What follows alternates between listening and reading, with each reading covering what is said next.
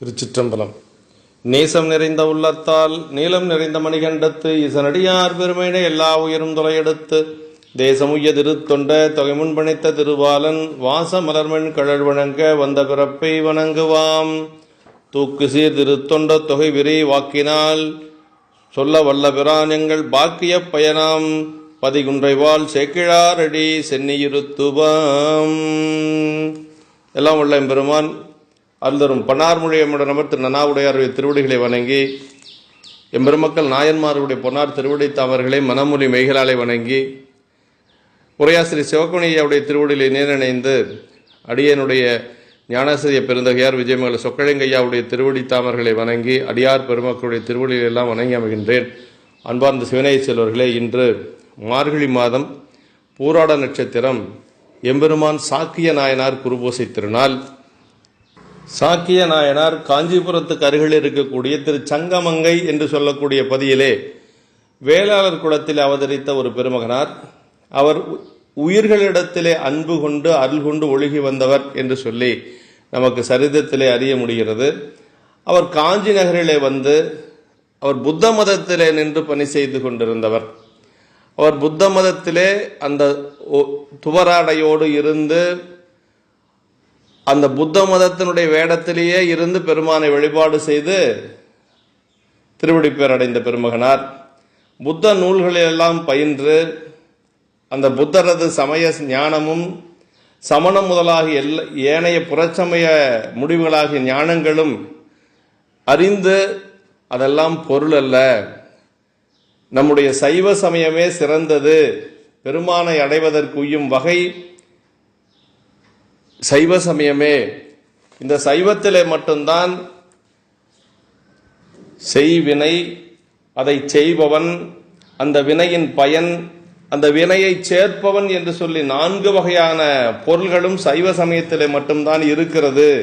இந்த இயல்பு சைவநெறி அல்லாத மற்ற சமயங்களுக்கு இல்லை என்று அவர், அதனாலே சமயங்களுக்கெல்லாம் பொருளாக இருப்பது சைவ சமயம், அதிலே சிவபெருமானே முழுமுதற் கடவுள் என்று அவர் திருவருளாலே உணர்ந்து அறிந்தார் என்று சொல்லி சேக்கிழ பெருமான் நமக்கு அருளி செய்கின்றார். அப்படிப்பட்ட நாயனார், அதாவது நம்முடைய திருத்தொண்ட தொகையிலே சொல்லுவது போல வேண்டுமாறு விருப்புறும் வேடத்தர் என்று சொல்லி சொல்லுவார். அது மாதிரி அவர் அந்த புத்த சமய வேடத்திலே இருந்த பெருமானை அவர் தினசரி கல்லையே மலராக நினைந்து பெருமான் மீது அர்ச்சித்து வந்தவர் என்று சொல்லி நாம் அறிய முடிகிறது. அப்படிப்பட்ட நாயனாருடைய திருச்சரிதத்தை நமக்கு தெய்வ சேக்கிழாரடிகள் 18 திருப்பாடல்களில் அருளியிருக்கிறார். அதாவது நம்முடைய திருத்தொண்ட தொகை ஆசிரியர் நம்பிகள் அருளை செய்கின்ற பொழுது வார்கொண்ட வனமுலையால் உமைபங்கன் கழலே மறவாது கல்லெறிந்த சாக்கியர்க்கும் அடியேன் என்று சொல்லி சொல்லுகிறார். அதாவது வார்கொண்ட வனமுலையால் அப்படின்னா நம்முடைய வாரினை கட்டிய அழகிய முழையினையுடைய உமையம்மையாரை பங்கினில் உடையவராக, அதாவது உமையம்மையினுடைய ஒரு பங்கராக இருக்கக்கூடிய பெருமான் கழல்களையே மறவாமல் அந்த திருவடிக்கு கல்லையே மலராக எரிந்து அதனால் திருவடி அடைய பெற்றவர். வார்கொண்ட வனமுலையால் உமைபங்கன் கழலே மறவாது கல்லெறிந்த சாக்கியர், அதாவது ஒரு நாள் கூட தவறாது மறவாது அந்த பணியை அவர் செய்து வருகிறார். அப்படின்னா ஒரு தொண்டை நாம் செய்கின்ற பொழுது இடையறாது செய்ய வேண்டும், அதுதான் சிறப்பு. இடையரா அன்புனக்கு என் ஊடகத்தே நின்றுருக தந்தருள்யம் உடையானே என்று சொல்லி நமக்கு வாதவூரடிகள் சொல்லுவார். அப்ப எந்த ஒரு தொண்டை செய்தாலும் அதை இடையறாது செய்ய வேண்டும், நாளும் நித்தமும் செய்யணும், அதுதான் ரொம்ப சிறப்பு. வைகளும் நற்பூசனையால் நஞ்சமது செய்தருளும் நம்பி எனவே நினையும். அர்ச்சுனன் எப்படி பூசை செய்தான் என்பதை நமக்கு ஞானசம்பந்த பிள்ளையார் சொல்லுகிறார். வஞ்சமனத்து அஞ்சொடுக்கி வைகளும் நற்பூசனையால், வைகளும் என்று சொன்னால் நித்தமும் தவறாது பூசித்து வந்தான் என்று சொல்லி நமக்கு திருமுறைகள் அருளுகிறது. அதே போல அப்பர் சாமிகள் தன்னுடைய கடைசி காலம் வரைக்கும் அவர் அந்த உலவார பணியை செய்து கொண்டே வந்தார். அப்போ ஒரு தொண்டு என்று சொல்லி வருகின்ற பொழுது அதை இடையறாது செய்ய வேண்டும் என்று சொல்லி நமக்கு நம்முடைய புராணம், நம்முடைய ஆசிரியர் தெய்வ சேக்கிழாரடிகள் அறிவுறுத்துகிறார். திருத்தொண்டர் திரு அந்தாதி ஆசிரியர் நமக்கு அருளுகின்ற பொழுது தகடன ஆடையன் சாக்கியன் மாக்கள் தடவரையன் மகடனந்தாக்க குலைந்த தென்தோலர் வன்கம்பர் செம்பொன் திகழ் தருமேனியில் செங்கல் எறிந்து சிவபுரத்து புகழ்தரப் புக்கவன்னூர் சங்கமங்கை புவனியிலே. பெருமானுடைய திருமேனி செம்பொன் திருமேனி. அந்த செம்பொன் திருமேனியில் அவர் செங்கல்லால் எரிந்தார் என்று சொல்லுகிறார். பெருமானுடைய திருமேனியினுடைய சிறப்பு அதில் இவர் எரிந்தது கல், ஆனால் பெருமானுடைய திருமேனியில் விழுகின்ற பொழுது மலராக விழுந்தது. காரணம் அவருடைய அன்பு. அதான் சொல்றார், தகடன ஆடையன் சாக்கியன் மாக்கள் தடவரையின். தகடு போன்ற ஆடையுடைய சாக்கியர்கள் அவர்கள் மிகுந்த ரொம்ப கெட்டியான ஆடை அணிந்திருப்பார்கள். அவர்கள் உடை அப்படிப்பட்ட உடை, அதாவது தகடு போன்ற ஆடையுடைய சாக்கியர் பெரிய கற்களால் ஆகிய பெரிய இமயமலையின் மகளாராகிய பார்வதி அம்மையாரின் தனம் தழுவுதலினால் குலைந்த திண்ணிய தோள்களுடைய ஏகம்பர், திரு ஏகம்பர் அப்படிங்கிறார். அதாவது பெருமான் தழுவ குலைந்தவன். எங்கன்னா காஞ்சிபுரத்தில் தழுவ குலைந்த படலம் என்று சொல்லியே நமக்கு மாதவச்சவஞான முனிவர் காஞ்சி புராணத்தில் எழுதியிருக்கிறார். அது ஏன்னா உமையம்மை தழுவ அதற்கு குலைந்து மணவாள கோலம் காட்டிய ஒரு இடம் எதுன்னா நமக்கு திரு ஏகம்பம் என்று சொல்லக்கூடிய காஞ்சிபுரம். அப்படிப்பட்ட அந்த திகழ் தருமேனையில் மகள் தனன் தடவரையின் மகள் தனம் தாக்க குலைந்த தின்தோலர் வன்கம்பர் செம்பொன். அப்படிப்பட்ட அந்த செம்பொன் போன்று விளங்கும் திருமேனியில் செங்கல்லினை எரிந்ததுவே வழியாக அந்த சிவலோகத்திலே புகழ் பொருந்த புகுதல் பெற்றவரது இந்த சந்தமங்கை என்று சொல்லி நமக்கு வகைநூலாசிரியர் நமக்கு விரித்து சொல்லுகிறார். இந்த நாயனார் காஞ்சிப்பதியிலே வந்திருந்து தொண்டு செய்து, காஞ்சிப்பதியிலே இருந்து தொண்டு செய்து பேறு பெற்றாராதலின் உமைபங்கன் என்ற தொகைநூலுக்கு வகைநூல் ஆசிரியர் இந்த மாதிரி பொருள் வகுத்து சொல்லுகிறார். என காஞ்சிபுரத்தில் இருந்த உமையம்மையை பிரித்து சொல்ல முடியாது. என காஞ்சிபுரம் என்று சொன்னாலே உமையம்மை தழுவியதுதான் அங்கு சிறப்பு. எண்ணில் ஆகமம் இயம்பிய இறைவர் தாம் விரும்பும் உண்மையாவது பூசனை என உரைத்தருள என்று சேக்கிழார் பெருமான் சொல்லுவது போல அங்கு உமையம்மை பூசை செய்து அந்த பூசனைக்கு குழைந்து பெருமான் மணவாள கோலம் காட்டிய ஒரு பதி. அதனால் காஞ்சிபுரத்தை சொல்லுகின்ற பொழுது, ஏகாம்பரநாதரை சொல்லுகின்ற பொழுது உமையம்மையை சொல்லாம இருக்க முடியாது. காஞ்சி அணி நகரம் சென்றடைந்து அப்படின்னு சொல்றார். காஞ்சிபுரத்தில் இந்நாயனார் கல்லெறிந்து பேறு பெற்ற ஆலயம் முக்தீசர் கோயில் அப்படின்னு சொல்றார். காஞ்சிபுரத்தில் இந்த நாயனார் கல்லெறிந்து பேறு பெற்றது எதுன்னா முக்தீஸ்வரர் ஆலயம் என்று சொல்லி ஒரு ஆலயம் இருக்கிறது. அந்த ஆலயத்திலே, அந்த முக்தீஸ்வரர் ஆலயத்தில் தான் திருக்குறிப்பு தொண்டனாரும் தன்னுடைய தலையை மோத புக்கது என்று சொல்லி ஒரு சொல்லுவார்கள். அந்த முக்தீஸ்வரர் கோயில் என்று வழங்கக்கூடிய அந்த ஆலயத்திலே இவர் கல்லெறிந்தது என்று சொல்லி சொல்லுகிறார்கள். செம்பொன் திகழ் திருமேனி, பொன்னார் மேனியனே என்று சொல்லுவது போல செம்பொன் திகழ் திருமேனி, அப்படிப்பட்ட திருமேனி மீது இவர் கல்லெறிந்தார் அப்படின்னு சொல்லி நமக்கு வகைநூல் ஆசிரியர் அருளுகின்றார். விரிநூலிலே தொன்ற புராணத்திலே முதல் பாடல் நமக்கு சேக்கிழார் பெருமான் அவருடைய அந்த நாயனாரை செய்த தொண்டையே முதல் பாடல்ல சொல்றார். அரு சமயத் தலைவராய் நின்றவருக்கு அன்பராய் மறு சமயச் சாக்கியர்தம் வடிவினால் வரும் தொண்டர் உறுதி வரச் சிவலிங்கம் கண்டு கல்லெறிந்து மறுவில் சரண் பெற்ற திறம் அறிந்தபடி வழுத்துவாம். அருசமயத் தலைவர் அப்படிங்கிறார். யாரு? சிவபெருமான். 6 சமயங்களுக்கும் தலைவராகி நின்ற சிவபெருமானுக்கு அன்பராகி அப்படிங்கிற அருசமய தலைவர் அப்படின்னு சொல்றார். ஒத்தாறு சமயங்கள் தொழுதலைவன் என்று சொல்லி பிள்ளையாரும் தன்னுடைய தேவாரத்தில் சொல்லுகிறார். அருசமய தலைவர் அப்படின்னா அதாவது என்னென்ன சமயம் அப்படிங்கிறது 6 வகையான சமயங்கள். அகச்சமயம், புறச்சமயம், அகப்புறச் சமயம், அப்புறம் புறப்புறச் சமயம். இப்படி 6 சமயங்கள். அதிலே 6 சமய தலைவராய் நின்றவர் சிவபெருமான். சமயங்கள் எல்லாம் புறப்புறம், புறம், அகப்புறம், அகம் என 4 வகையாக, அந்த 4 வகையான சமயத்திலே ஒவ்வொன்றிலே 6, அப்ப 24 சமயங்கள் சொல்லப்படுவது. இதுல பௌத்தம் என்று சொல்லுவது புறப்புறச் சமயம் என்று சொல்லுகிறார்கள். நமக்கு சேக்கிழார் பெருமான், ஞானசம்பந்த பெருமான், நாவுக்கரசருடைய அந்த சந்திப்பை சொல்ல வருகின்ற பொழுது பொருட்சமய சைவ நெறிதான் பெற்ற புண்ணிய கண் 2 என்று சொல்லுவார். அப்ப பொருட்சமய சைவ நெறி தான் பெற்ற புண்ணிய கண்ணிருந்தனா சமய. அப்போ 24 சமயங்களுக்கும் பொருளாக இருக்கக்கூடிய சமயம் எது என்று சொன்னால் நம்முடைய சைவம்தான். 4 வகையான சமயம், அகச்சமயம், புறச்சமயம், அகப்புறச்சமயம், புறப்புறச்சமயம். அதுல ஒவ்வொன்றிலே 6 சமயங்கள் இருக்கிறது. அதுல புறப்புற சமயத்திலே உள்ளது பௌத்தம். அந்த மதத்தை தழுவி நின்றவர் நம்முடைய சாக்கிய நாயனார் என்று சொல்லுகிறார். நிறைய திருமுறைகள் சொல்லுது, அருவினான்மைக்கு அறுவகை சமயத்து அவர்க்கு அங்கங்கே ஆரருள் புரிந்து, அறுவகை சமயத்தோருக்கும் அவவர் பொருளாய். சித்தியார் இது ரொம்ப விரிவா தெரிஞ்சுக்கணும்னா சிவஞான சித்தியார்ல இந்த 6 வகையான சமயங்களை பற்றி இருக்கிறது. அப்படி அருசமய தலைவராய் நின்றவர், ஆறொன்றிய சமயங்களின் அவ்வவர்க்கு அப்பொருள்கள் வேறொன்று இல்லாதன என்று சொல்லி நாவுக்கரசு பெருமான் இன்னம்பர் தேவாரத்தில் சொல்லுகிறார்.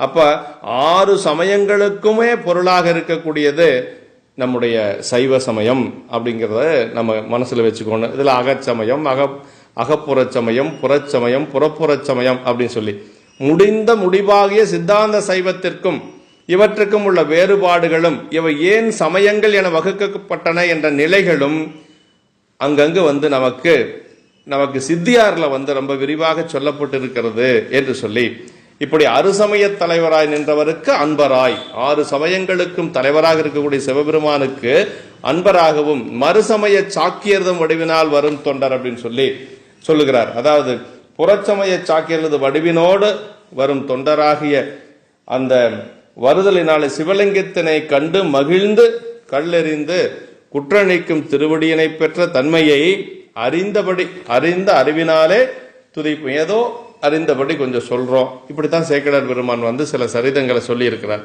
அறிந்தபடி வலுத்துவோம் அப்படின்னு சொல்லி, கண்ணப்பர் செய்தபடி நாம் தெரிந்தபடி உரைப்பாம் என்று சொல்லி, ஏனாது நாயனார் புராணத்தில் தோற்றுவாய் செய்கின்ற பொழுது சொல்லுவார், கண்ணப்பர் செய்தபடி நாம் தெரிந்தவாறு உரைப்பாம்.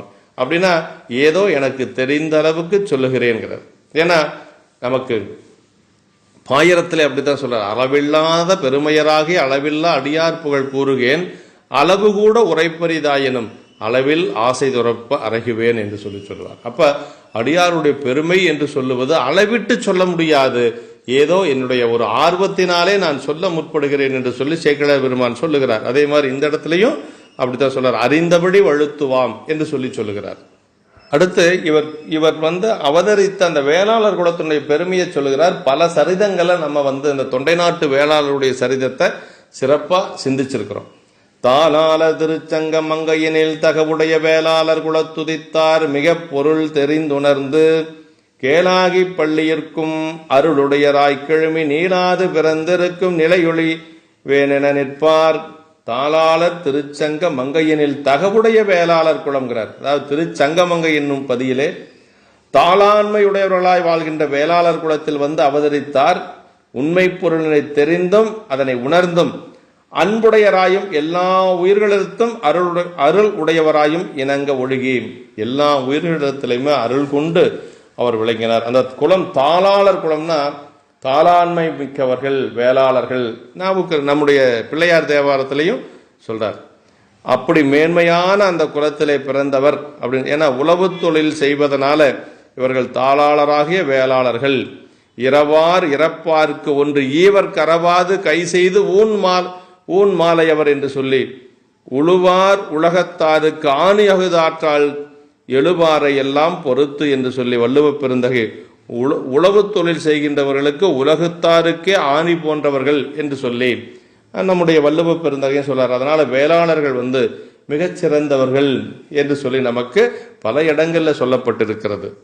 அப்படிப்பட்ட காலகட்டத்திலே நாயனார் அங்கிருந்து அவர் தன்னுடைய ஊரை விட்டு காஞ்சிபுரம் என்று சொல்லக்கூடிய அந்த அந்த காஞ்சி நகரத்துக்கு அடைந்து உண்மை ஞானத்தை பெறுவதற்காக பல வழிகளை தேடுகிறார். அவர் எப்படியாவது அந்த உண்மை ஞானத்தை அறிய வேண்டும் என்று சொல்லி பல வழிகளை தேடி அதன் பொருட்டு அவர் சாக்கியர் என்பார்கள் மொழியும் புத்த தர்மங்களின் வழியிலே சார்ந்து நிலையில்லாத அந்த பிறப்பினை அறுக்கும் உறுதிப்பாட்டினை அந்த வழியினை ஆராய மேற்கொள்ளுகிறார். அதாவதுங்க, இவர் பல சமயங்களை எல்லாம் பயின்று அதற்கு பிறகு புத்த மதத்துக்கு வர்றார். நம்ம நாவுக்கரசு பெருமான் இதே மாதிரி தாங்க, சின்ன வயதிலேயே ரொம்ப அறிவு நுட்பம் உடையவர் நாவுக்கரசு பெருமான். அவர் பல சமயங்களை எல்லாம் படிக்கிறார். ஆனா இந்த கொல்லாமை என்று சொல்லக்கூடிய ஒரு நிலை, அந்த கொல்லாமை என்று சொல்லக்கூடிய அறம் அது சமண மதத்துல தான் இருக்குது என்று சொல்லி அவர் அந்த சமணத்துக்கு போறார். ஏன் சைவத்தில் இல்லையா அப்படின்னா, சைவத்திலே கொல்லாமை வலியுறுத்தப்பட்டு இருக்கிறதுலேயே சிறந்த சமயம் சைவம். ஏற்கனவே அவர் இருக்கக்கூடிய சமயமும் சைவம்தான். ஆனாலும் ஏன் அவர் சமணத்துக்கு போனார் அப்படின்னா, சிவபெருமானுடைய திருவருள் வாய்க்கப் பெறவில்லை என்று சொல்லி சேக்கிழார் பெருமான் பதிவு செய்கிறார். நில்லா உலக இயல்பு கண்டு நிலையா வாழ்க்கை அல்லேன் என்று அறத்துறந்து சமயங்களானவற்றின் எல்லாறு தெரிந்துணர நம்பர் அருளாமையினால் கொல்லாமை மறைந்துரையும் அமன் சமயம் குறுகுவார் என்று சொல்கிறார். அப்ப பெருமானுடைய திருவருள் வாய்க்க பெறவில்லை என்று சொல்லி அந்த இடத்துல சொன்னார். இவர் புத்த மதத்துக்கு செல்லுகிறார். அங்கிருக்கக்கூடிய கொள்கைகள் எல்லாம் பார்க்கிறார். அதுல அவருக்கு ஒரு உண்மையான ஞானம் தெளிவாக கிடைக்கப்படவில்லை. அந்த நிலையிலே அவர் சாக்கியர்களுடைய அந்த நூல்கள் எல்லாம் கற்று அதன் துணிவாக பெறப்பட்ட முடிவும் இன்னும் ஏனை புறமாகிய சமயங்களில் சார்பாக கூறும் முடிவுகளும் உண்மை பொருள் அல்ல. இந்த சாக்கியர்களுடைய மதம் உண்மை பொருள் அல்ல, ஏனைய புறச்சமயங்களுடைய கருத்துக்களும் உண்மையான பொருள்கள் அல்ல என்ற உண்மையனை தெளிந்தார் அப்படின்னு சொல்லுகிறார். அப்பதான் அவருக்கு என்ன புறச்சமய சார்புகளும் பொருள் அல்ல என்னுமது தெளிந்து ஈசர் அருள் கூட. அப்ப பெருமானுடைய திருவருள் கூடியது பாருங்க. நமக்கு சைவ சமயத்தில் இருந்து பணி செய்யணும்னா இறைவனுடைய திருவருள் வாய்க்கப்பெற வேண்டும். நாவுக்கரசர் ஏன் சமணத்துக்கு போனாருங்கிறதுக்கு நம்பர் அருளாமைங்கிறாரு. இங்க இந்த புத்த மதத்துல இருந்து இவர் எப்படி சைவ மதத்தை வரப்போறார் அப்படிங்கிறதுக்கு திருவருள் தான் அப்படின்னு சொல்றார் பாருங்க. அதாவது ஈரில் சிவனெறிய பொருளாவது என உணர்வு நாட்டுவார் அப்படிங்கிறார் பாருங்க. அதுதான் பெருமானுடைய திருவருள். ஈசர் அருள் கூட புறச்சமய சார்புகளும் பொருள் அல்ல என்னுமது தெளிந்து ஈசர் அருள் கூட ஈரில் சிவன் அந்நெறியே பொருளாவது என உணர்வு நாட்டுவார் அப்படின்னு சொல்லி. அப்ப இந்த சமயத்தில் இருந்து பணி செய்வதற்கும் திருவருள் வேண்டும். ஒருவர் இந்த சமயத்திலிருந்து மாற்று சமயத்துக்கு செல்லுகிறார்கள் என்று சொன்னால் அவர்களுக்கு திருவருள் வாய்க்கப் பெறவில்லை என்று சொல்லி நமக்கு பொருள். சரி, அப்படி ஏனைய சமயங்களில் இல்லாத ஒரு கருத்து சைவத்தில் என்ன இருக்கிறது அது வேணும் இல்லைங்களா? அப்ப எல்லா சமயத்தையும் அவர் படிக்கிறார். ஆனா அந்த சமயங்களில் எல்லாம் இல்லாத ஒரு பொருள் இந்த சைவத்தில் என்ன இருக்குது அப்படிங்கிறத சேக்கிழார் பெருமான் இந்த பாடல்ல சொல்றார் பாருங்க. இந்த 4 பொருள்கள் தெளிவாக விளக்கப்பட்டு இருப்பது நம்முடைய சைவ சமயத்துல தான். நாம் செய்யக்கூடிய வினை, அந்த செய்வினையனுடைய அந்த வினையை செய்யக்கூடிய ஆன்மா, அந்த வினையினுடைய பயன், அந்த வினையை நாம் அனுபவிக்கும் பொருட்டு நமக்கு சேர்ப்பவன். இதுதான் 4 பொருளுங்க. அதாவது வினை, முதல்ல நாம் செய்யக்கூடிய செய்வினை, வினையை செய்பவன், அந்த வினையினுடைய பயன். நல்வினையா இருந்தா அதாவது நல்வினையா இருந்தா நன்மை, தீவினையா இருந்தா தீமை. நல்வினையினுடைய பயன் இன்பம், தீவினுடைய பயன் துன்பம்.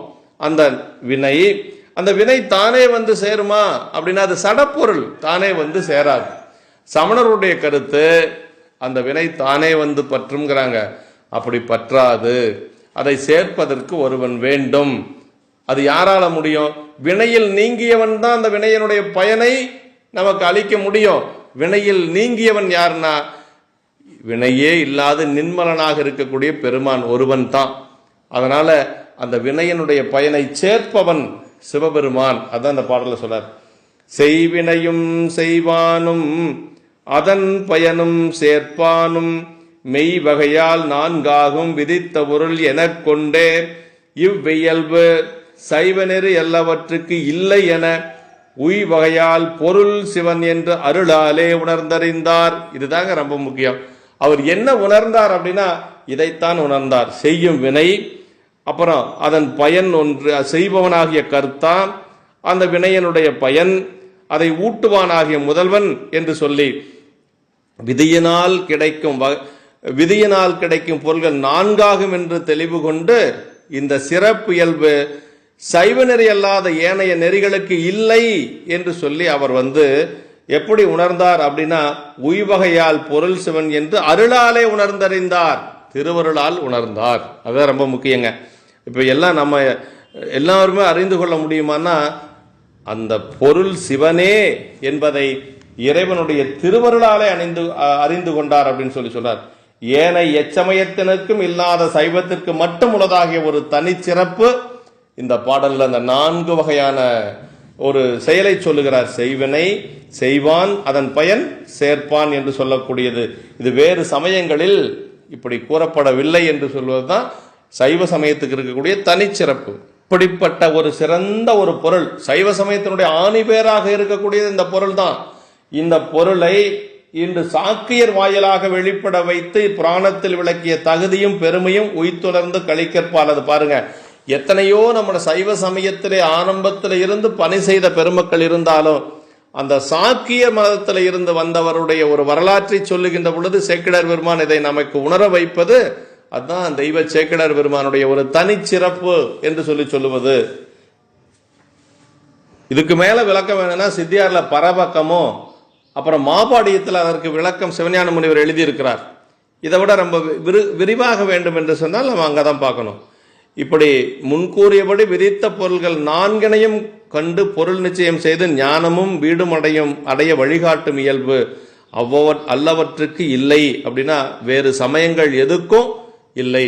அப்ப வேறு சமயங்களில் இருந்து வீடு வேறு அடைய முடியுமானா ஒரு காலகட்டத்தில் சைவத்திற்கு வந்துதான் இந்த பொருள்களை உணர்ந்துதான் வீடு வேறு அடைய முடியும் அப்படிங்கிறது தான் உண்மை. பொருள் சிவன், உண்மை பொருளாவார் சிவபெருமானே யாம் என்ற முடிவு இன்று சிவநெறியனை குறித்தது. இதனாலே பதி பசு பாசமாகிய முப்பொருள் உண்மையும் அவற்றின் இலக்கணமும் சாதனமும் பயனுமாகிய சைவ சித்தாந்த உண்மைகள் முற்றும் பெற வைத்த ஆசிரியர் தெய்வ கவிநலத்தை கண்டுகொள்கிற ரொம்ப முக்கியமான பாட்டுங்க. பதி பசு பாசம் என்று சொல்லக்கூடிய அத்தனையும் இதுல வந்துருதுங்க. முப்பொருள் உண்மைகளை இந்த ஒரு பாடல்ல வைத்து போற்றி இருக்கிறார் தெய்வ சேக்கிழாரடிகள். அதுதான் அவருடைய தெய்வ கவிநலம் என்று சொல்லி நமக்கு இங்கு சிவகுணிய உரை சொல்லுகிறார்.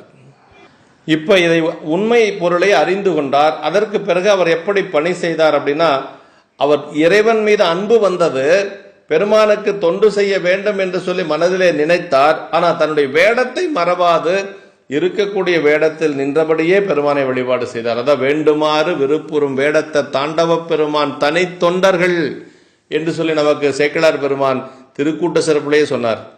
என் நிலையில் நின்றாலும் எக்கோலம் கொண்டாலும் மன்னிய சீர் சங்கரந்தால் மறவாமை பொருள் என்றேன் துண்ணிய வேடந்தன்னை துறவாதே தூய சிவம் தன்னை மிகும் அன்பினால் மறவாமை தலை நிற்பார்.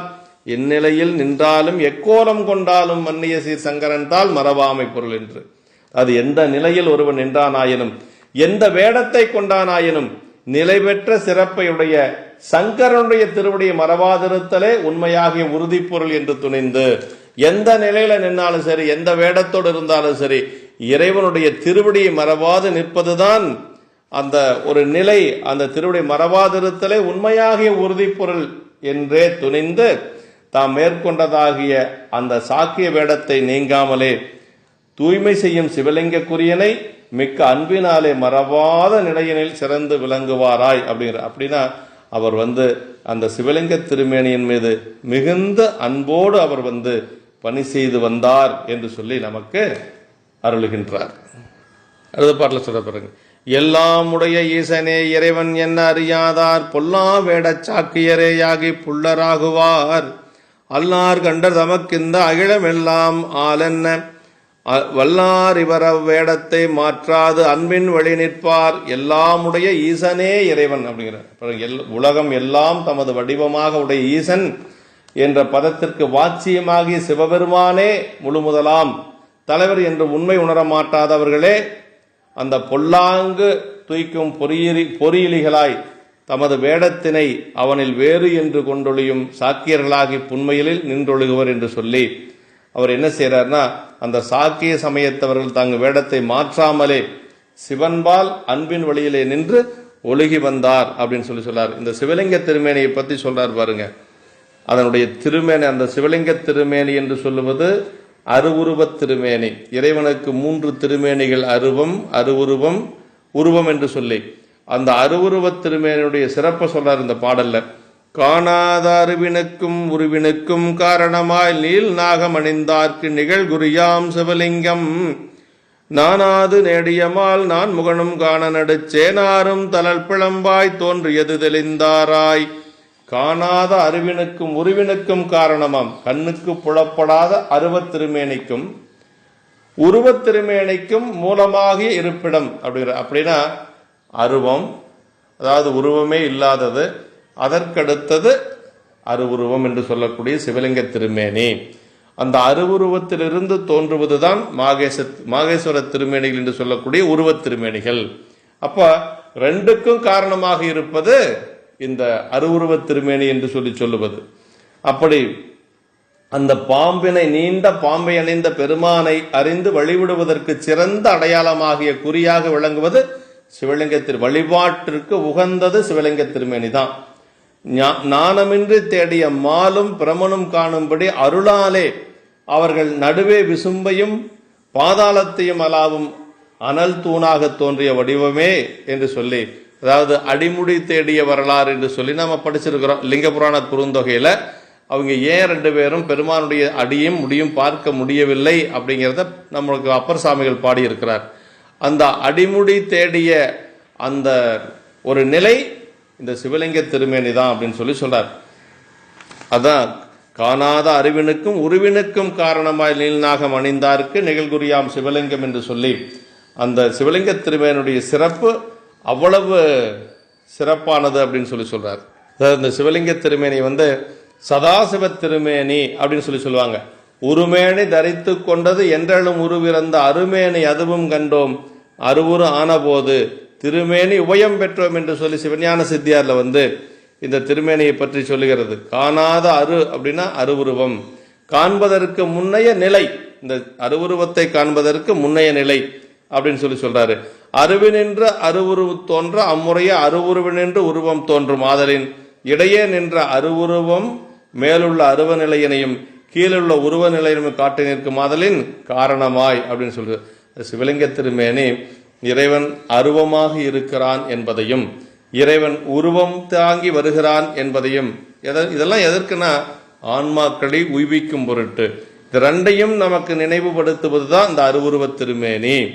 அந்த 2ஐயும் காட்டி நிற்பது அருவுருவான போது திருமேனி உபயம் பெற்றோம் என்று சொல்லி இது சொல்றார். காணாத அரு என்றதனால் காணும் உரு என்று கொள்கைங்கிறார். காணாத அருன்னா உருவத்தை காண முடியும் அப்படின்னு நம்ம தெரிஞ்சுக்கணும்.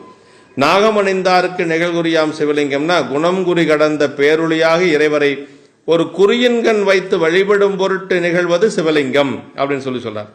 அண்ணல் பாதம் கொண்டவன் குறிப்பினாலே கூப்பினான் தாபரத்தை என்று சொல்லி நம்முடைய அப்பர் சாமிகள் தேவாரத்திலே சொல்லுகிறார்.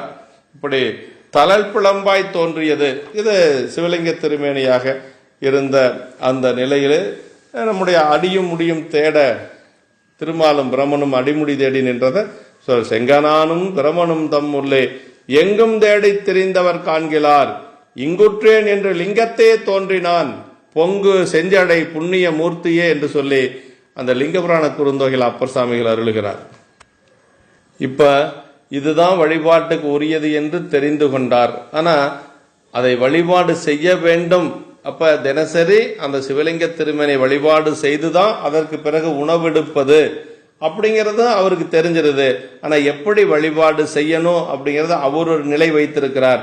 ஒரு சிவலிங்கத்தை கண்டு மிக்க மகிழ்ச்சியோடு அவர் என்ன செய்யறது அப்படின்னு அவர் தெரியாம என்ன செய்தார்னா தினசரி ஒவ்வொரு கல்லையே மலராக எடுத்து அப்படி பெருமானுக்கு சாற்றி அதற்கு பிறகு உண்பது அப்படின்னு சொல்லி சொல்றார். நாள்தோறும் சிவலிங்கம் கண்டுண்ணும் அது நயந்து மாடோர்வில் இடைமன்னும் சிவலிங்கம் கண்டு மனம் நீடோடு கலியுவகை நிலைமை வரச் செயலறியார் பாடோர்கற் கண்டதனை பதை போடும் எடுத்தெறிந்தார். நாள்தோறும் இனிமேல் தெரிஞ்சிட்டாரு. அப்ப நாள்தோறும் இனிமேல் சிவலிங்கத்தை கண்ட பிறகுதான் உண்பது அப்படின்னு ஒரு முடிவுக்கு வந்துட்டாருங்க. அந்த நியமத்தை கை கொள்ள விரும்பி அவர் என்ன செய்யறாருன்னா பக்கத்திலே ஒரு வெளியிடத்திலே நிலை பெற்ற ஒரு சிவலிங்கத்தை கண்டு மனத்தில் நீடு செல்கின்ற ஒரு மகிழ்ச்சி பொருந்திய நிலைமை கைவர பெற்றமையினாலே ஒரு கல்லினை கண்டு அதனையே மலராக அன்பினால் விளைந்த பதைப்புடனை எடுத்து அந்த சிவலிங்கத்தின் மேல் எரிந்து தினசரி வழிபாடு செய்து வராருங்க. இதுதான் அவர் வழிபாடு செய்த முறை. தினசரி அவர் ஒரு கல்லை எடுத்து அதையே மலராக நினைந்து பெருமான் மீது அப்படி போட்டு வழிபாடு செய்வது அப்படின்னு சொல்லி சொல்றார். அக நிறைந்த பேரு வகையடங்காத ஆதரவால் மகவு மகிழ்ந்து உவப்பார்கள் வன்மை புரி செயலினால் இகழ்வனவே செய்தாலும் இளம் முதல்வர்க்கு இன்பமே நிகழவது போலதற்கு நீல் சடையோர் தாம் மகிழ்வார். இப்போ குழந்தைங்க ஏதாவது தவறு செஞ்சா பெரியவங்க வந்து கண்டிக்க, அதாவது அது தவறாக எடுத்துக்க மாட்டாங்க, அதை ஒரு குழந்தை செய்யுது அப்படின்னு இன்பமாக ஏற்றுக்கொள்வாங்களாம். அது மாதிரி பெருமான் அவர் அன்போடு செய்த அந்த தொண்டை இன்பமாக ஏற்றுக்கொண்டானா. அதான் சிலர் மனம் நிறைந்து பெருகிய பெருமகிழ்ச்சியில் வந்த அளவு கடந்த அன்பினாலே தமது மகவினை மகிழ்ந்து கழிப்பவர்கள் அம்மகார்கள் பால் வலிமை செய்யும் செயல்களின் மூலம் இகழ்வனவற்றை செய்தாலும் அந்த இளம் புதல்வர்களுக்கு இன்பமே உண்டாகுமன்றி அவ்வலிய செயல்களால் துன்பம் உண்டாகாது. அதுபோல இந்த நாயனார் செய்ததாகிய கல்லறிந்த வன்மை செயலுக்கு நீண்ட சடையுடைய இறைவர் மகிழ்ச்சியே அடைவார். ஏன்னா அன்போடு செய்தார், அதனால இறைவன் மகிழ்ச்சியோடு ஏற்றுக்கொண்டார். அந்த கண்ணப்ப நாயனார் செய்த அந்த பூசணையை சிவகோசரையருடைய கனவுல போய் சாமி சொல்றார்.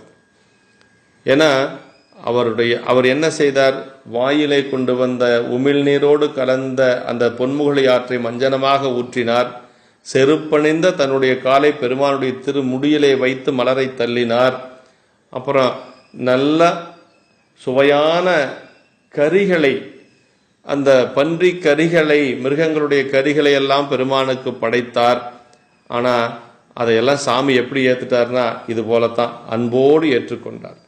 அதான் சிவகோசரையருடைய கனவுல போய் சொல்றார், அவனுடைய வடிவெல்லாம் நம்பக்கல் அன்பென்றும் அவனுடைய அறிவெல்லாம் நமையறியும் அறிவென்றும் அவனுடைய செயலெல்லாம் நமக்கு இனியமாம் என்றும். என்னென்ன செஞ்சாரோ அதெல்லாம் இனிமையான செயல்கள் அப்படின்னு சொல்றார். அவனுடைய நிலை இவ்வாறறினி என்று அருள் செய்தார் என்று சொல்லி சேக்கிழார் பெருமான் பதிவு செய்து காட்டுகிறார். அப்ப வழிபாட்டிலே என்ன இருக்கணும் அப்படின்னா, ஆச்சாரங்கள் அதிகமா இருக்கிறத காட்டில அன்பு அதிகமா இருக்கணும். அதுதான் உயர்ந்த வழிபாடு. சாக்கிய நாயனாருக்கு ஆச்சாரங்கள் தெரியாது, ஆனா அன்பு இருந்தது. அதனால தன்னுடைய குழந்தைகள் செய்கின்ற அந்த செயலை பெரியவர்கள் எப்படி ஏற்றுக்கொள்ளுவார்களோ அதுபோல இறைவன் ஏற்றுக்கொண்டான் அப்படின்னு சொல்றார். அதான் சொல்ற, இகழ்வனவே செய்தாலும் இளம் புதல்வர்க்கு இன்பமே நிகழுவது போல அதற்கு நீல் சடையார் தாம் மகிழ்வார் என்று சொல்லி பெருமான் அதை மகிழ்ச்சியாக ஏற்றுக்கொண்டான் அப்படின்னு சொல்றார்.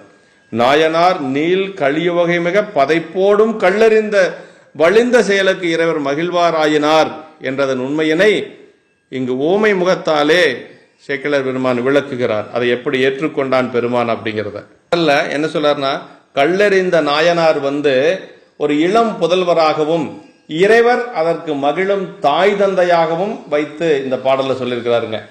தம் பெற்றோர் மாட்டு புதல்வர் வன்மை புரியும் இந்நிகழ்ச்சி செயல் அன்பினால் செய்ய வாராமையின் இதன் பொருத்தம் ஆராயத்தக்கது என்று சொல்லி நமக்கு ஆசிரியர் உரையாசிரியர் எழுதியிருக்கிறார். அப்ப இறைவன் தாய் தந்தையராகவும் சாக்கிய நாயனார் இளம் புதல்வராகவும் வைத்து இந்த பாடல் எழுதியிருக்கிறார். இப்ப இந்த நாளிலிருந்து இனிமேல் அவர் சிவலிங்கத்தை கண்டு அந்த ஒரு கல்லை எடுத்து மலராக வழிபாடு செய்யாது சாப்பிட போறதில்லை. அந்த மாதிரி ஒரு நியதியை அவர் மேற்கொண்டார் அப்படிங்கிறார். அந்த நாளிலிருந்து பின்னாள்களில் எல்லாம் கொன்றை மாலை சூடிய பெருமானுடைய இறைவரது திருமேனியின் மேல் முன்னை நாளில் கல்லெறிந்த திருக்குறிப்பினை பற்றி நின்ற உணர்வினால் கொள்பவராய் இந்த எனக்கு அப்போது இவ்வெண்ணம் நிகழ்வித்தது அந்த இறைவரது திருவருளே என்று துணிந்து நான் கல்லை பெருமான் மீது எறிவதற்கு துணை நின்றது திருவருளே, இது திருவருள் தான் காரணம் என்று சொல்லி அவர் உணர்ந்து துணிந்து அதுவே தாம் செய்யும் திருத்தொண்டாக மேற்கொண்டு நாள்தோறும் அந்த தொண்டை செய்து வருகிறார். அப்படி செய்து வருகின்ற பொழுது தொடங்கி அந்த இறைவருடைய அருளி அந்த தொழில் இடையறாது தொடர்ந்து செல்லும் கடமைப்பாட்டை எண்ணுகிறார். தினசரி இந்த தொண்டை செய்ய வேண்டும் என்று சொல்லி நினைக்கிறார். அதனை கண்டு கல்லினை தினசரி பெருமான் மீது ஒரு கல்லை போட்டு அதற்கு பிறகுதான் அவர் உண்பது அப்படிங்கிற நியதியோடு வாழ்ந்து வருகிறார். அந்த துவராடையாகிய உடையனையும் அந்த புத்த வேடத்தினையும் விடாது மேற்கொண்டு வருகிறார். அந்த ஆடையெல்லாம் அவர் மாற்றிக்கொள்ளல. என பெருமானை வழிபாடு செய்வதற்கு வேடத்தோடு வழிபாடு செய்வதுதான் சிறப்பு. வேடம் கைதொல வீடு எளிதாம், பெருமானை விரும்புவது வேடம். ஆனாலும் இவர் வேடம் இல்லாமலும் வழிபாடு செய்திருக்கிறார். ஆனா அன்பு அங்க மேல நிக்குதுங்க, அதுதான் ரொம்ப முக்கியம். அப்ப பெருமான் மீது அன்புடையவர்கள் நம்ம அவரெல்லாம் அப்படி சாக்கிய நாயனார் அந்த ஆடையோடு அவர் சென்று பெருமானை வழிபாடு செய்தார், சாக்கிய மத ஆடையோடு என்று சொல்லி நம்மளும் போய் அப்படி வழிபாடு செய்யணும்னு நினைக்கக்கூடாது. நாம வேடத்தோடு வழிபாடு செய்வதுதான் சிறப்பு.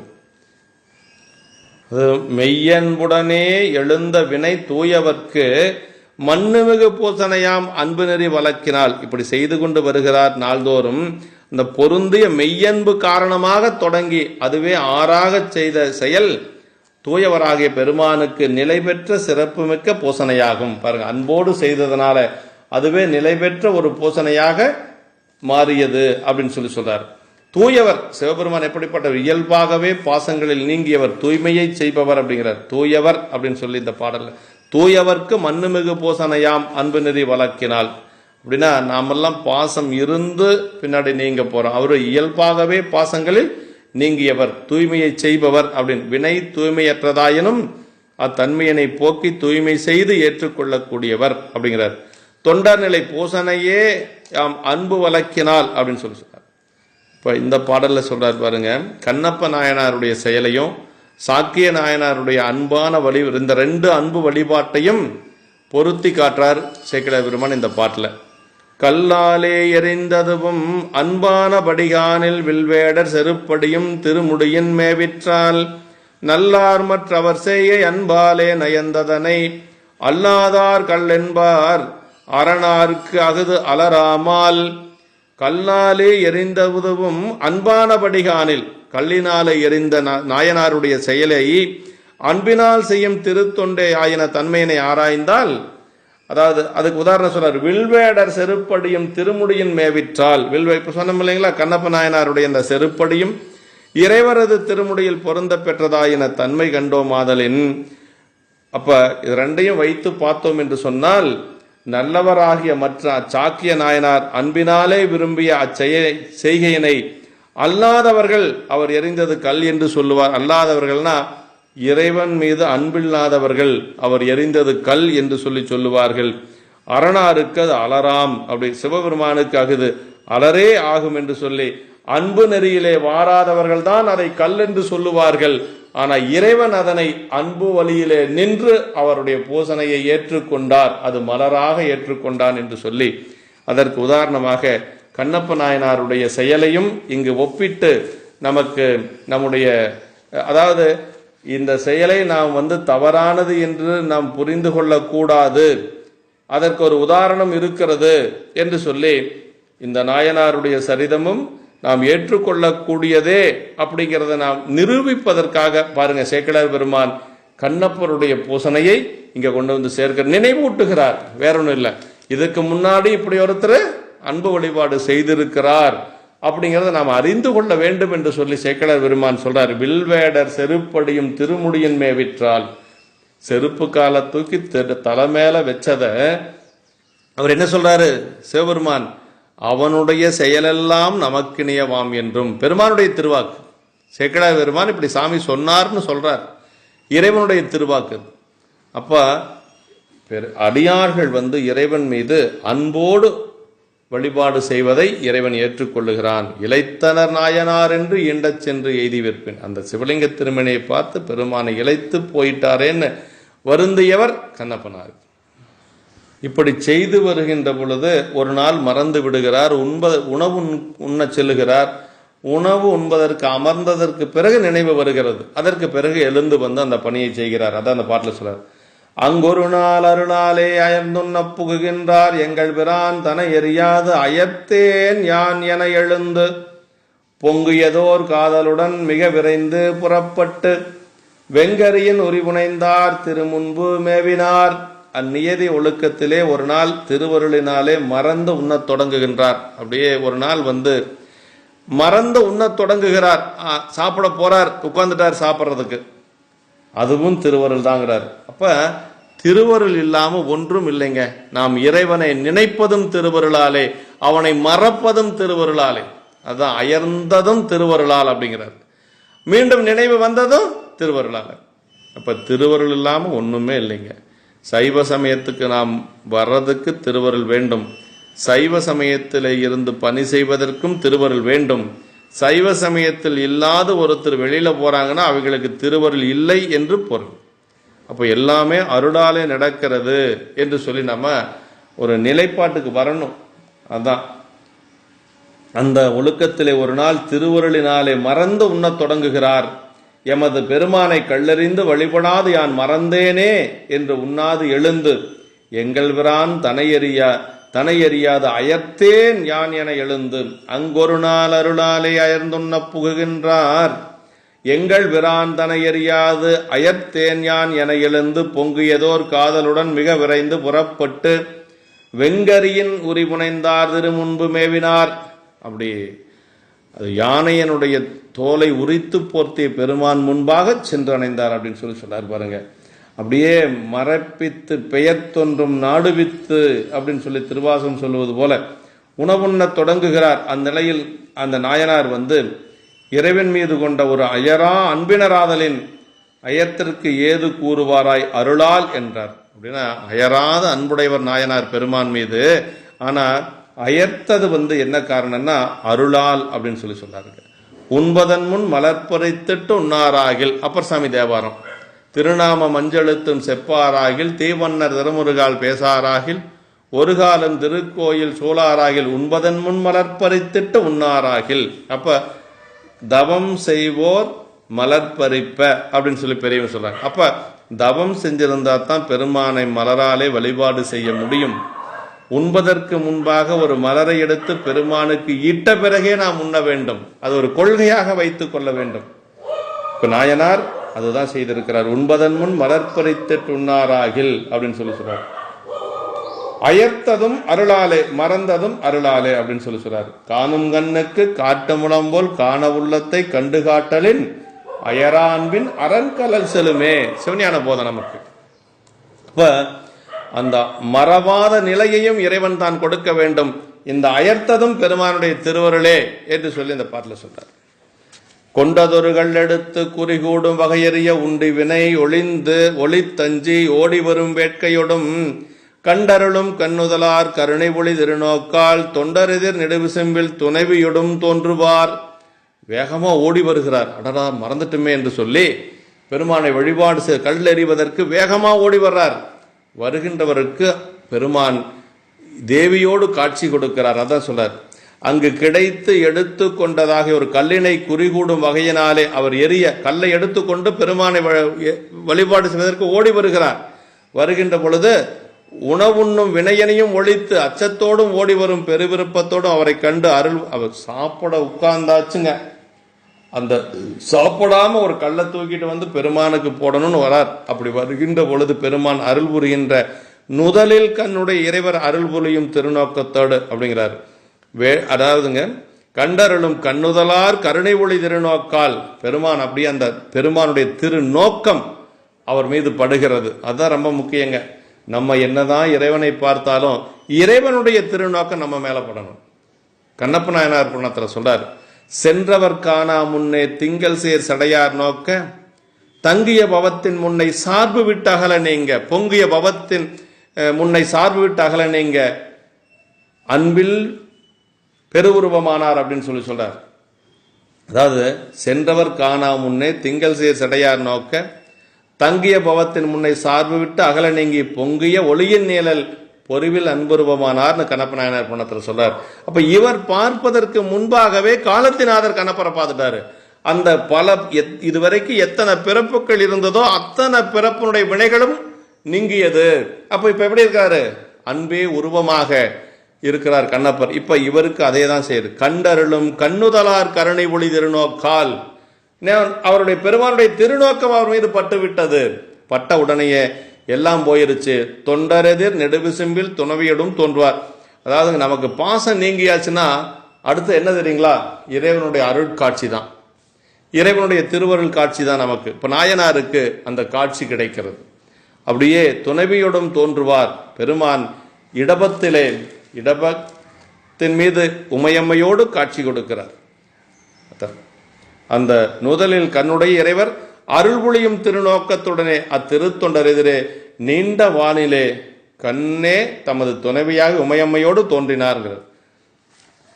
எரிந்ததனை மட்டும் கண்டு அதனுள் கிடந்து பொங்கிய காதலினை காணார் உலகர் ஆதலின் அல்லாதார் கல் என்பார் அப்படின்னு சொன்னாருங்க.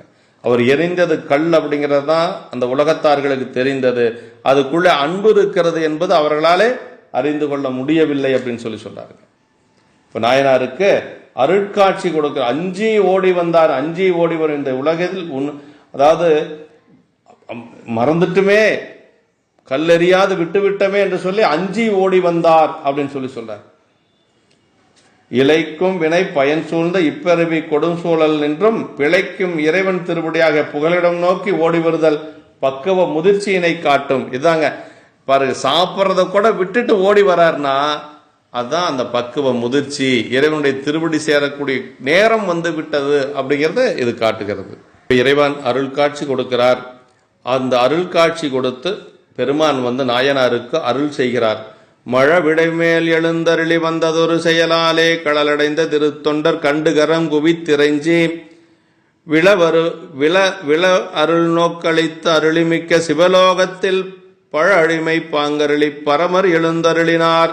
அப்படியே மலவிடை மீது பெருமான் காட்சி கொடுத்து திருத்தொண்டர் நாயனார் அப்படியே கரங்களை கூப்பி பெருமானை வணங்குகிறார், பணிந்து விழுகிறார். அருள் நோக்கம் பாலித்து அருளி சிறப்பினால் மிக்க சிவலோகத்திலே பழைய அடிமைத்தரத்தினை கொடுத்தருளி பரமனார் எழுந்தருளினார். சிவலோகம் சென்று பெருமானுடைய திருவடியிலே நீங்காது நிற்கக்கூடிய ஒரு நிலையை கொடுக்கிறார் நாயனாருக்கு. அவர் அந்த சிவலோகத்திலே பழடிமை பாங்கு அப்படின்னா எல்லா பதங்களிலும் மிகுந்த சிறப்புடைய அந்த பழ அடியார் கூட்டம் அத்தாக்கான ஆசைப்பட்டேன் கண்டாய் அம்மானே என்று சொல்லி வாதபுரடிகள் சொல்லுவது போல பழ அடியார் கூட்டத்தோடு அங்கு கைலாயத்திலே தம்மை விடுத்தாயும் பல அடியாருடன் கூட்டி தோயும் பரபோகம் துய்ப்பித்து என்று சொல்லி கந்தர் கழிவென்பாவிலே சொல்லுவது போல அந்த பல அடியார்களோடு சிவலோகத்திலே பெருமானுக்கு அடிமை செய்து வந்தார் அப்படின்னு சொல்றார்.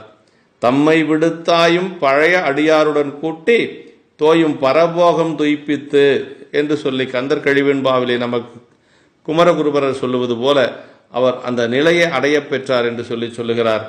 ஆதியார் தம்மை நாளும் கல்லெறிந்து அணுகப் பெற்ற கோதில் சீர் தொண்டர் கொண்ட குறிப்பினை அவர்க்கு நல்கும் சோதியார் அறிதலன்றி துணிவது என் அவர்தால் சூடி தீதினை நீக்கலுற்றேன் சிறப்புளியாரை செப்பி என்று சொல்லி இறுதிப் பாடலிலே தோற்றுவாய் செய்கின்றார் சேக்கிழார் பெருமான்.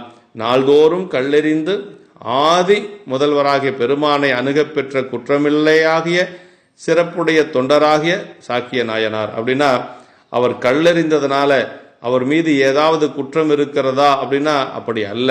நல்ல பக்குவம் அடைந்ததற்கு பிறகு அந்த கல்லையே மலராக நினைந்து அவர் அதை எரிந்தார். அதனால கோதில் சீர் தொண்டர்கிறார் என குற்றம் இல்லாத தொண்டர் என்று சொல்லி அந்த குறிப்பினை அவருக்கு நல்கும் சோதியார் அறிதலன்றி துணிவது என் அப்படின்னா அந்த சிறப்புடைய தொண்டராம் சாக்கிய நாயனார் உட்கொண்டு வழிபட்ட குறிப்பினை அவருக்கு அருள் செய்யும் சோதியாராகிய அந்த சிவபெருமான் அறிதலன்றி நாம் துணிவது எவ்வாறு?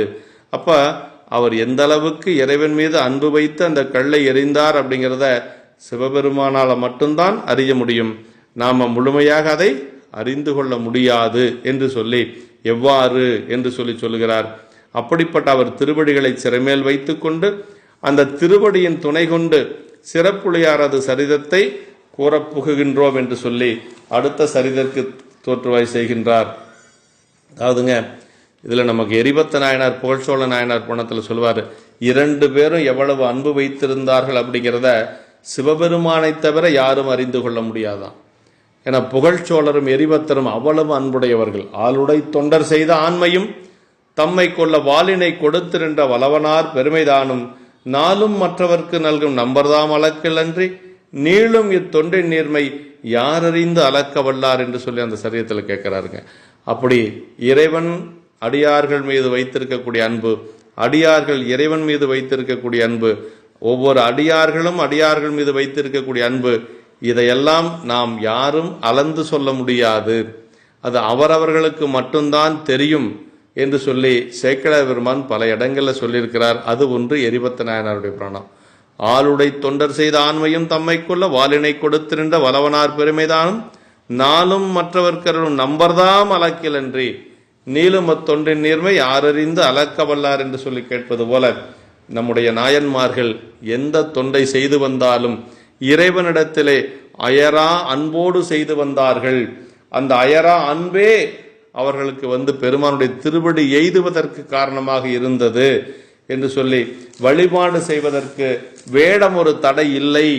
எந்த ஒரு வேடத்திலே நின்றாலும் பெருமானை அன்போடு வழிபாடு செய்து முக்தி பேர் அடைந்தவர்கள் நம்முடைய நாயன்மார்கள் என்று சொல்லி அந்த நம்முடைய சாக்கிய நாயனாருடைய திருவடி தாமர்களை வணங்கி இந்த நல்ல நாளிலே அடியார் பெருமக்கள் அவருடைய திருவடிகளை வணங்கி உய்வடைய வேண்டும் என்று சொல்லி வழிபடு கடவுளாகி கூத்தப்பெருமானுடைய திருவடிகளை வணங்கி அமைகின்றோம். என்றும் இன்பம் பெருகும் இயல்பினால் ஒன்று காதலித்து உள்ளமும் ஓங்கிட மன்றுளார் அடியாரவர் வான்புகழ் நின்றதெங்கும் நிலவி உலகலாம். திருச்சிற்றம்பலம்.